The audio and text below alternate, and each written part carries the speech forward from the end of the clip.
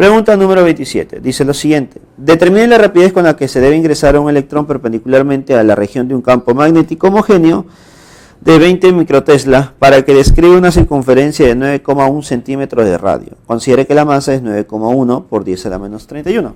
Profesor, me hablan de una partícula que describe una trayectoria circular cuando ingresa a un campo magnético. Entonces, eso me hace recordar la siguiente relación. Fuerza centrípeta es igual a masa por la aceleración centrípeta. Profesor, pero la fuerza centrípeta sería la fuerza magnética. Y esto es igual a la masa por la aceleración centrípeta, que no sé cuánto es, ¿cierto? Pero como me piden la rapidez, voy a poner rapidez al cuadrado sobre el radio. Esa fuerza magnética es carga, rapidez por campo. Y esto es igual a la masa, rapidez al cuadrado sobre el radio. Aquí ya tú sabes qué hacer. Una rapidez se va y de aquí despejas lo que yo quiero. Que es la rapidez, que es carga, campo o radio sobre la masa. Y de aquí ya empiezo a analizar y a reemplazar, pues. Reemplazando la carga de un electrón. Profe, ¿cuánto es la carga de un electrón? Profe, yo me acuerdo que es 1,6 por 10 a la menos 19. Muy bien.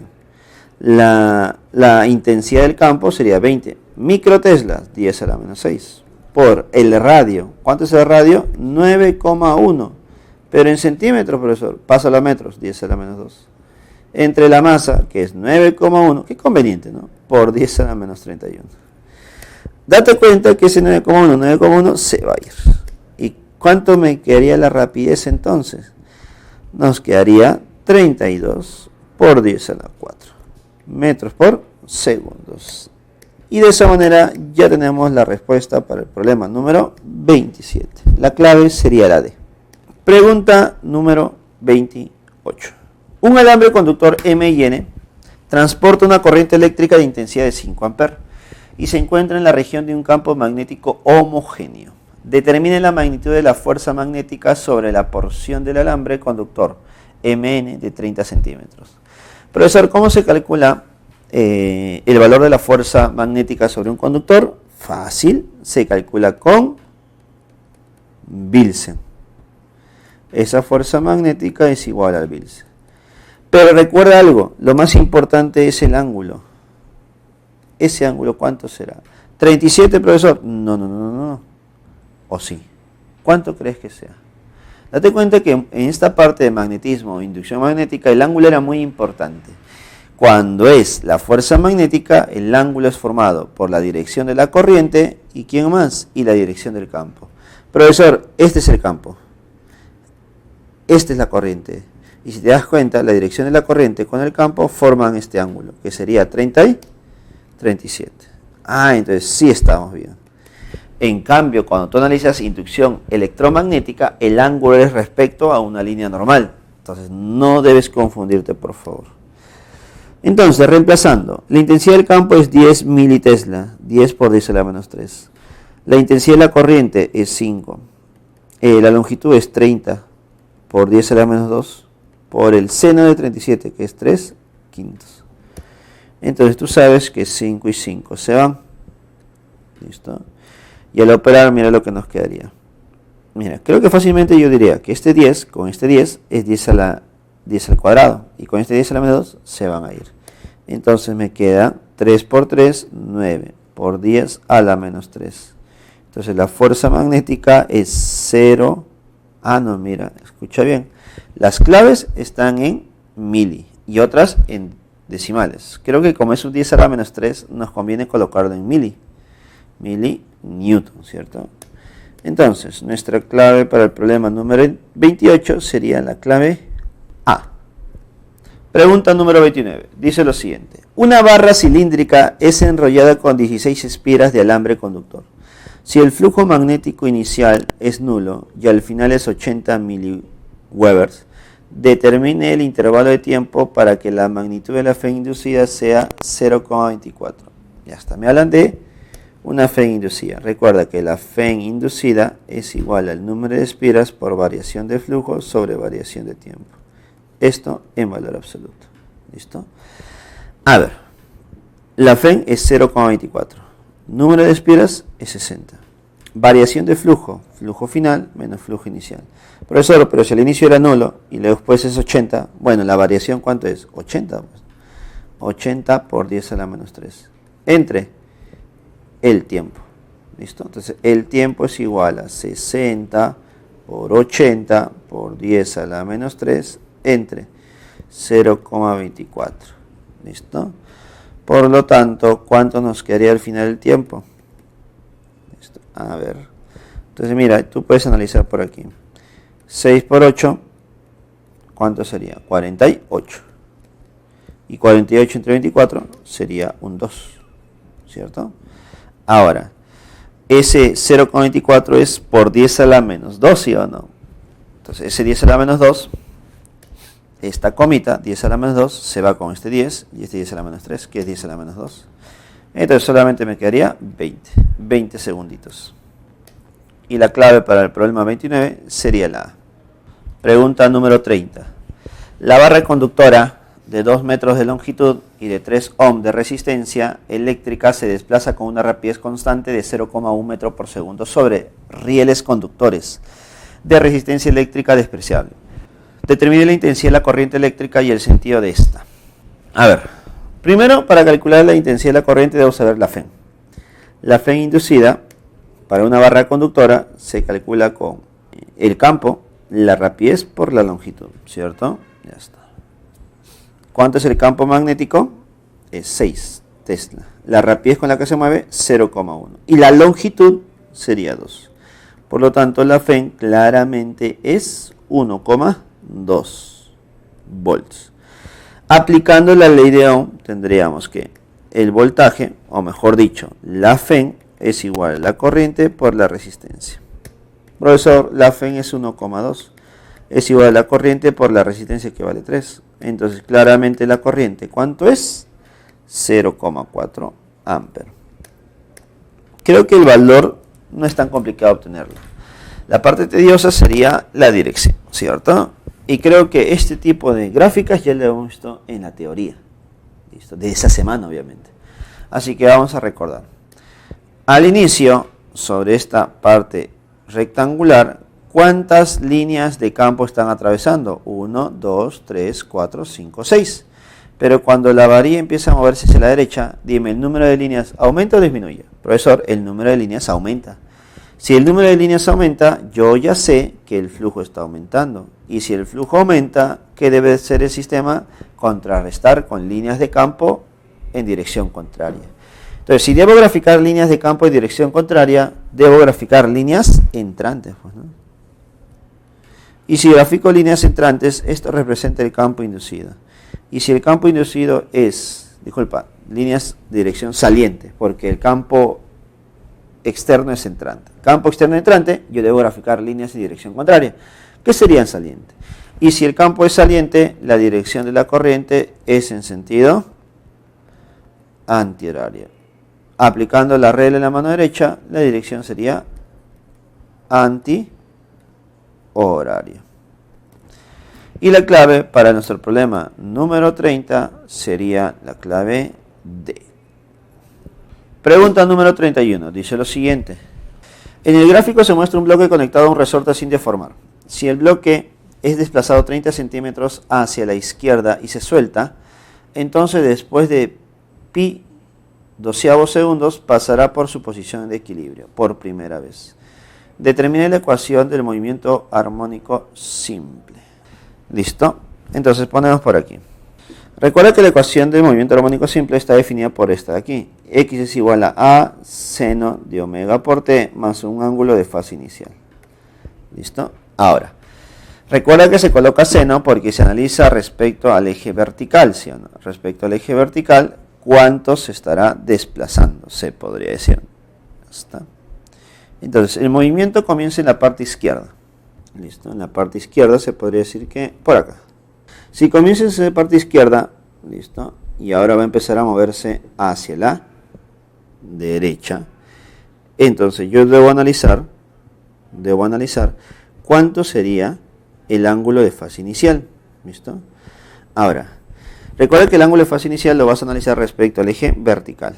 Respecto a este eje vertical. Respecto a este eje. te vas a mover a la derecha. ¿Listo? Así te vas a mover en esta dirección. Haciendo la similitud con movimiento circular, se parece que es así. ¿Listo? Vas a empezar a moverte en esta dirección. En sentido antihorario siempre. ¿Listo? Entonces, el ángulo de fase inicial sería todo este. ¿Sí o no? Y claramente sería 3 pi medios. ¿Sí o no? Tu ángulo de fase inicial es 3 pi medios. ¿Ya está? Ahora, luego de calcular el ángulo de fase inicial, nos faltaría calcular la amplitud. Pero como tú has desplazado 30 centímetros hacia la izquierda, se supone que desde ahí va a comenzar tu movimiento hasta la posición de equilibrio. Por lo tanto, esa distancia siempre se va a repetir a ambos lados. Entonces podemos decir que la amplitud es igual a 30 centímetros, que en metros sería 0,3, ¿cierto? Ahora me falta la frecuencia angular. Pero la frecuencia angular, ¿qué cosa es? La frecuencia angular era igual a 2pi sobre el periodo. Y el periodo representaba, ¿qué cosa? El tiempo que demoraba en dar toda una oscilación. Pero mira, te dicen lo siguiente, que después de pi doceavos segundos pasará por su posición de equilibrio por primera vez.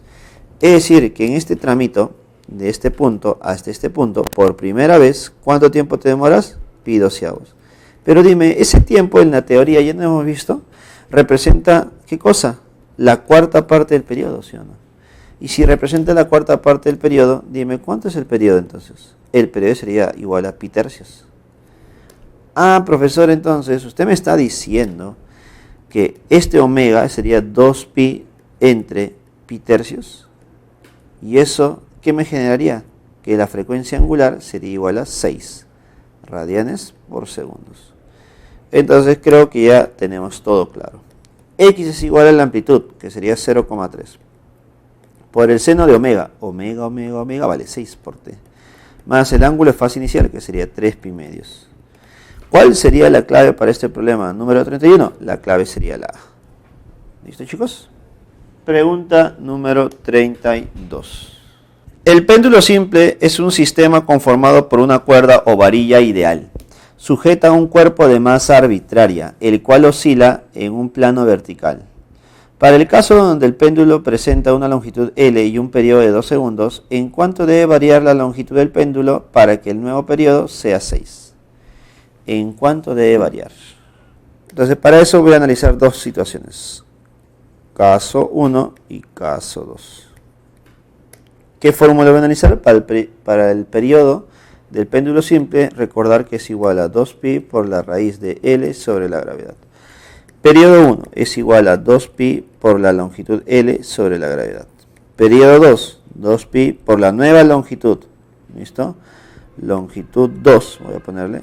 Aquí voy a poner longitud 2.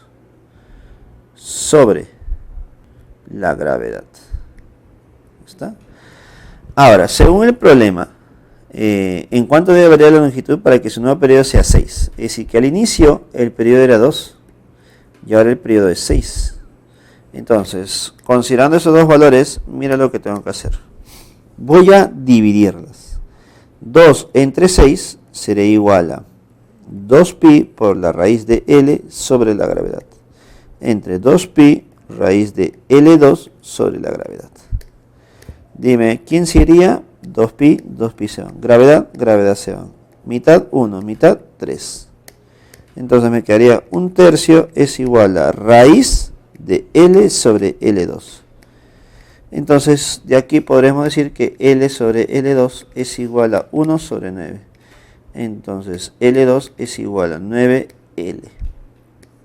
Si tu nueva longitud es 9 veces L, dime, ¿en cuánto está variando? Entonces podemos decir por aquí que la variación de la longitud es igual a 8 en 8L, ¿sí o no? Estás variando en 8 veces tu longitud. Entonces la clave para el problema número 32 sería la C. Problema número 33, chicos. Dice lo siguiente. El murciélago vuela en cuevas totalmente oscuras y para esquivar los obstáculos utiliza el sonido. Pero la frecuencia más elevada que puede emitir y detectar es de 8500 Hz. Si creamos un dispositivo que puede emitir y detectar el doble de la frecuencia del murciélago, ¿cuál será el tamaño de los objetos más pequeños que puede detectar nuestro dispositivo? Considere que la velocidad del sonido es de 340 metros por segundo. La frecuencia para los murciélagos, bueno, la frecuencia que pueden escuchar los murciélagos es de 8500 Hz. ¿Listo? En base a eso, en base a esa frecuencia, las ondas que genera el murciélago tendrán una cierta longitud de onda. ¿Listo? Y por esa longitud de onda es lo que estos murciélagos pueden percibir, pues, ¿no? Es decir, que el tamaño es básicamente en base al tamaño y la longitud de onda. ¿Listo? Pero si nosotros generamos un artefacto que puede generar el doble de frecuencia, entonces obviamente, ¿qué pasará con la longitud de onda? También cambiará, pues, ¿no? Entonces, el tamaño que se puede percibir con estos objetos también va a cambiar. ¿Listo? Y viene a ser en base al tamaño de las longitudes de onda. ¿Listo, chicos? Entonces, eso es básicamente lo que nos están pidiendo. Calcular el tamaño de los objetos más pequeños que puede detectar. Es decir, calcular la longitud de onda de nuestra nueva onda emitida. ¿Listo? Entonces, iremos por aquí. Se sabe que la rapidez es igual a lambda por la frecuencia. Y esa rapidez del sonido ahora es 340. La longitud de onda no lo sé. Pero la frecuencia que nosotros vamos a analizar ahora no va a ser 8500, sino el doble, es decir, 2 veces 8500. ¿Listo? Porque me dicen el doble de frecuencia. ¿Listo? ¿Cuál será el tamaño de los objetos más pequeños que se pueden detectar de dispositivos? Sabiendo, hace un momento me dicen, que puede detectar el doble de la frecuencia del murciélago. Así es que el doble sería 2 veces 8500. Entonces, si nosotros despejamos, sería 340 sobre 2 por 8500. ¿Listo? Entonces, ¿cuánto nos quedaría toda esta operación? A ver. ¿Listo? Entonces, esto nos quedaría 0,02 metros. Pero en centímetros, tú sabes que esto es igual a 2 centímetros. Entonces, si nuestra longitud de onda es de 2 centímetros, los objetos que puede medir es mínimo de 2 centímetros, porque es lo que puede detectar nada más. Entonces, la clave sería la B. Pregunta número 34. El diapasón es un objeto de metal en forma de U, que es utilizado para afinar instrumentos musicales.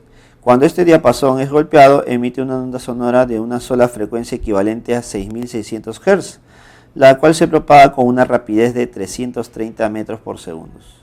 Determine su longitud de onda y su nivel de intensidad cuando la onda llega a un receptor con una intensidad de 10 a la menos 10 watts sobre metros cuadrados. Ya está.